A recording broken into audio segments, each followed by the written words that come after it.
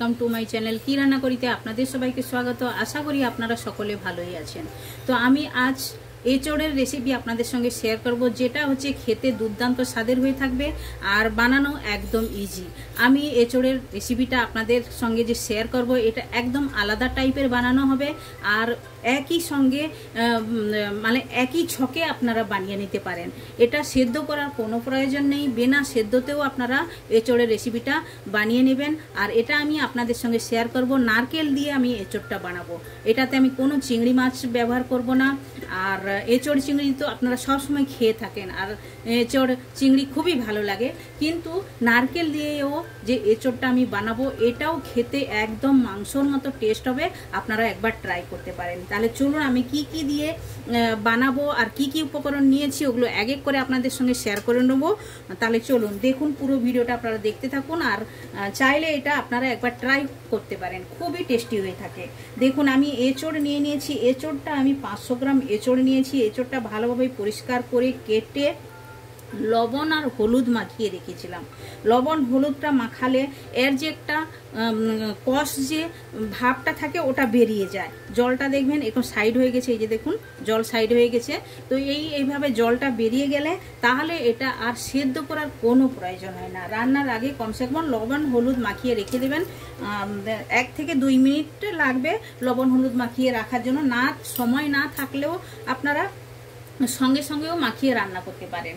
তাহলে চলুন মশলার মধ্যে যেগুলো লাগবে ওগুলো আমি আগে করে আপনাদের সঙ্গে শেয়ার করে নেব। মশলার মধ্যে আমি নিয়েছি 2টো মিডিয়াম সাইজের পেঁয়াজ নিয়েছি। অর্ধেকটা পেঁয়াজ আমি ভেজে নেবো, অর্ধেকটা পেঁয়াজ আমি রেসিপিটা যখন বানাবো ওটাতে ইউজ করব। আর নিয়েছি নারকেল। এই নারকেলটাই হচ্ছে মেন। আপনারা নারকেল দিয়ে বানিয়ে দেখবেন খুবই টেস্টি হয়ে থাকে।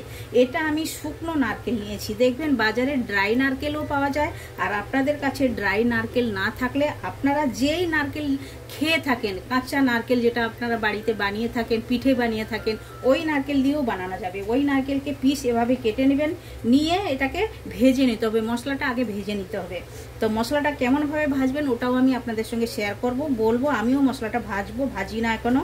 আর আমি নিয়েছি একটি ছোটো এলাচ নিয়েছি, 3টে আমি লবঙ্গ নিয়ে নিয়েছি, আর আধা ইঞ্চেরও একটু কম আমি দারুচিনি নিয়েছি। আর ধনে পাতা লাগছে, একটি টমেটো কেটে নিয়েছি, তার সঙ্গে একটি কাঁচা লঙ্কাও কেটে নিয়েছি। আর লাগছে আদা রসুন বাটা, এটা আমি নিয়েছি 2 চামচ ভরে। আর যে মশলাগুলো লাগবে শুকনো মশলা ওগুলো আমি এক এক করে যখন রেসিপিতে দেব আপনাদেরকে নামও বলে দেবো। আর না হলে আপনারা ডিসক্রিপশন বক্সে এসে চেক করতে পারেন, ওটাতে আমার সব লেখা থাকে মশলা। আমি কি কি মশলা দিয়েছি, কতটা মাত্রাতে দিয়েছি সবই লেখা থাকে, আপনারা চেক করে নিতে পারেন। তাহলে চলুন প্রথমে আমি কি করব, অর্ধেকটা পেঁয়াজ আর শুকনো নারকেল, ছোটো এলাচ, দারুচিনি এই মশলাটা আমি ভেজে নেবো। তাহলে চলুন গ্যাসের কাছে যাওয়া যাক। তো গ্যাস চালু করে আমি কড়াই বসিয়ে দিয়েছি। কড়াইয়ের মধ্যে আমি 1 চামচ তেল দেবো। প্রথমে আমি মশলাটা ভাজবো। কম তেল লাগবে, বেশি তেল লাগবে না। আর রেসিপিটা বানাতেও কম তেলেই বানানো যায়, একদম ভালোভাবে টেস্টি হয়ে থাকে। আপনারা ট্রাই করলে আপনারা জানতে পারবেন। আর আপনাদের কাছে একটি অনুরোধ, আপনারা যারা এখনো পর্যন্ত চ্যানেলটি সাবস্ক্রাইব করেননি প্লিজ চ্যানেলটি সাবস্ক্রাইব করে নেবেন। আর চ্যানেলে অনেক রকমের রেসিপি আছে, আপনারা আসুন দেখুন, আশা করি আপনাদের ভালো লাগবে। আর ওই রেসিপিগুলোর মধ্যে যেগুলো আপনাদের ভালো লেগে থাকবে আপনারা একবার ট্রাই করতে পারেন, তাহলে আপনারা জানতে পারবেন। আর আমায় কমেন্ট করে জানান আপনাদের রেসিপিগুলো কেমন লেগেছে, আর আপনারা কোথায় থেকে ভিডিও দেখছেন ওটাও আমায় জানাবেন কমেন্ট করে। তো দেখুন আমি তেলটা দিয়ে দিচ্ছি। এখন তেলটা কড়ার চারপাশে আমি লাগিয়ে দেবো, দিয়ে আমি মশলাটা ভেজে নেবো। দেখুন তেলটা দিয়েছি, তেলটা কড়াইতে ভালোভাবে লাগিয়ে দিলাম, ভালোভাবে এটা গরম হয়ে গেছে। এখন আমি অর্ধেকটা পেঁয়াজ দেব,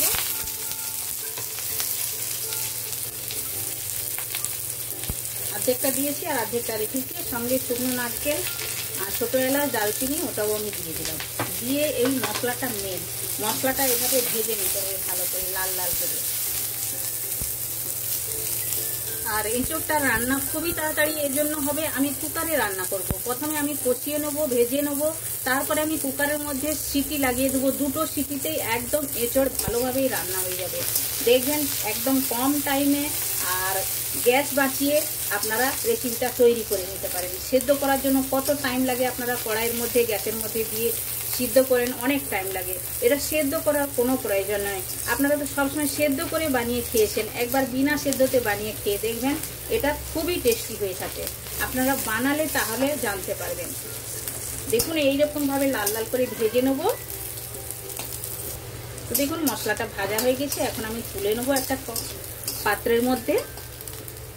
ওই কড়াইয়ের মধ্যে আমি 2 চামচ তেল দিয়ে দিয়েছি। এখন আমি এঁচোড়টা ভালোভাবে ভেজে নেব, লাল করে ভেজে নিতে হবে। যেমন আমরা আলু মাংস দিয়ে কষিয়ে নিই, সেভাবেই এঁচোড়টাকেও কষিয়ে নিতে হবে। আমি আলু আর এঁচোড় একই সঙ্গে দিয়েছি, আলাদাভাবে দেই না, একই সঙ্গেই দিয়েছি। দেখুন এতটাই জল বেরিয়েছে। এভাবে জলটা যদি বেরিয়ে যায় তাহলে আর এটা টস ভাব থাকবে না।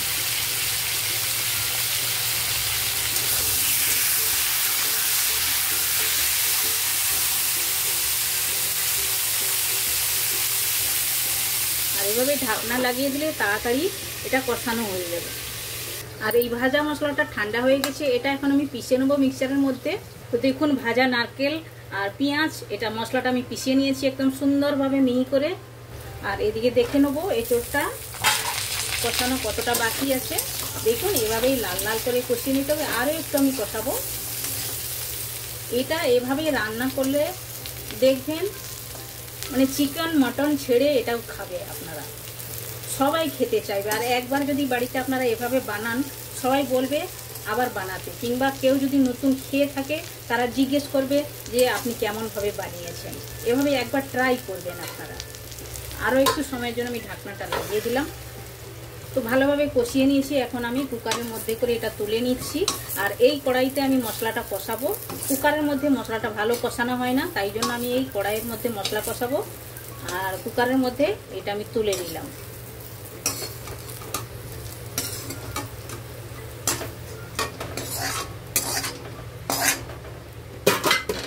তুলে নিয়েছি, এখন আমি এটাতে 2 চামচ তেল ব্যবহার করব। তেলটা দিলাম, তেলটা গরম হওয়ার জন্য একটু অপেক্ষা করব। তো কড়াইয়ের মধ্যে দেবো একটু জিরা ফোড়ন, 1 চুটকি দিয়েছি, আর 2টো তেজপাতা দিয়ে ভালো করে ভেজে নেব। মশলাটা লাল লাল করে ভাজা হয়ে যাবে, জিরার একটা ভাজা ভাজা গন্ধটা ভালোই আসবে। আর এখন দিয়ে দেবো কুচনো পেঁয়াজ। অর্ধেকটা আমি পেঁয়াজ ভেজে নিয়েছি আর অর্ধেকটা আমি দিয়েছি, এভাবে কষিয়ে নেব।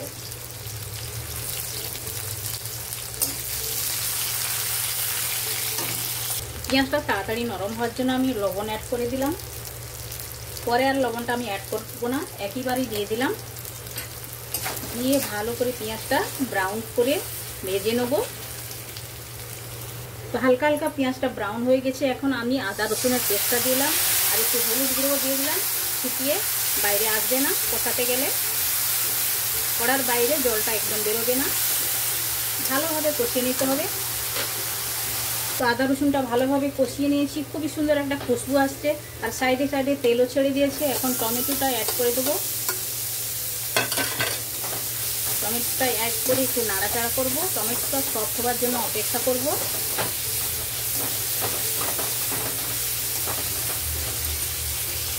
তো এখন আমি শুকনো মশলা অ্যাড করব, তার আগে আমি একটু জল দিয়ে দেবো যাতে মশলাটা গলে না যায়।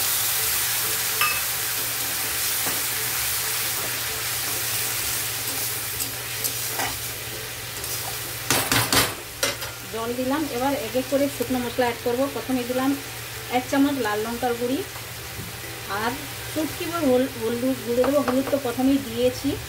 আর দেবো আমি ধনে গুঁড়ো 1 চামচের মতো দিলাম। আর দেবো জিরের গুঁড়ি আধা চামচ দিয়ে মশলাটা এখন ভালোভাবে কষাবো। তো দেখুন মশলাটা ভালোভাবে কষিয়ে নিয়েছি, সাইডে সাইডে তেল ছেড়ে দিয়েছে। এখন আমি অ্যাড করে দেবো পিষে রাখা নারকেল আর পেঁয়াজটা যে আমি মশলাটা ভেজে রেখেছিলাম, এটাও দিয়ে ভালোভাবে কষাবো মশলাটা। এটাও তেল ছাড়া পর্যন্ত কষিয়ে নিতে হবে। তো নারকেল বাটাটা দিয়ে ভালোভাবে কষিয়ে নিয়েছি, একদম তেল ছেড়ে দিয়েছে, কড়াই ছেড়ে দিয়েছে। দেখুন মশলাটা। এখন অ্যাড করে দেবো 1 চামচ গরম মশলা। এটা আমার ঘরে পিসা গরম মশলা। আপনাদের কাছে এভাবে গরম মশলা না থাকলে যে কোনো আপনার চিকেন মশলা ব্যবহার করতে পারেন। চিকেন মশলা যে পাওয়া যায় ওই চিকেন মশলা আপনারা ব্যবহার করতে পারেন। দেখুন এটা ভালোভাবে এভাবে নাড়াচাড়া করব মশলাটার সঙ্গে। খুবই সুন্দর একটা খুশবু আসছে। তো মশলাটা ভালোভাবে কষিয়ে নিয়েছি, এখন কুকার বসিয়ে দিয়েছি। কুকারের মধ্যে আমি ওই যে এঁচোড়টা কষিয়ে রেখেছি ওইটা আমি দিয়ে দিলাম, মশলাটা দিয়ে এটাতেই আমি নাড়াচাড়া করব। আমি আলাদাভাবে কড়াইটা দিলাম না, এটাতেই মশলার সঙ্গে একটু ভালোভাবে নাড়াচাড়া করে দেবো এঁচোড়।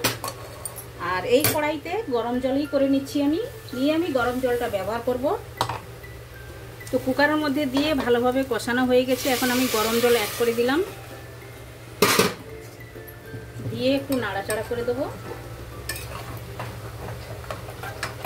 আর এটাতে একটু মাখো মাখো জল দিতে হবে, মাখো থেকে একটু উপর থাকবে, যেমন আমরা চিকেন কষা বানিয়ে থাকি ওভাবেই করে বানাতে হবে। আর কুকারের তো বেশি জল লাগে না।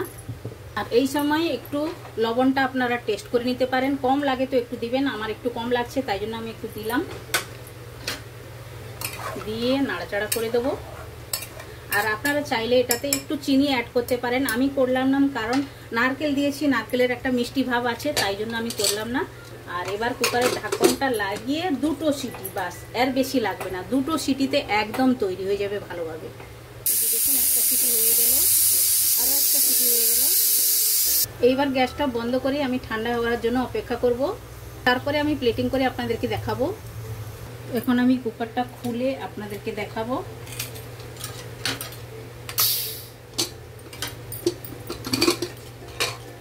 দেখুন ধোঁয়া বেরোচ্ছে এখনো এভাবেই, আর সেদ্ধ হয়েছে কিনা দেখেও নেব। দেখুন কালারটা দেখুন কতটা সুন্দর আসছে, একদম পুরো মাংসর মতোই রান্না।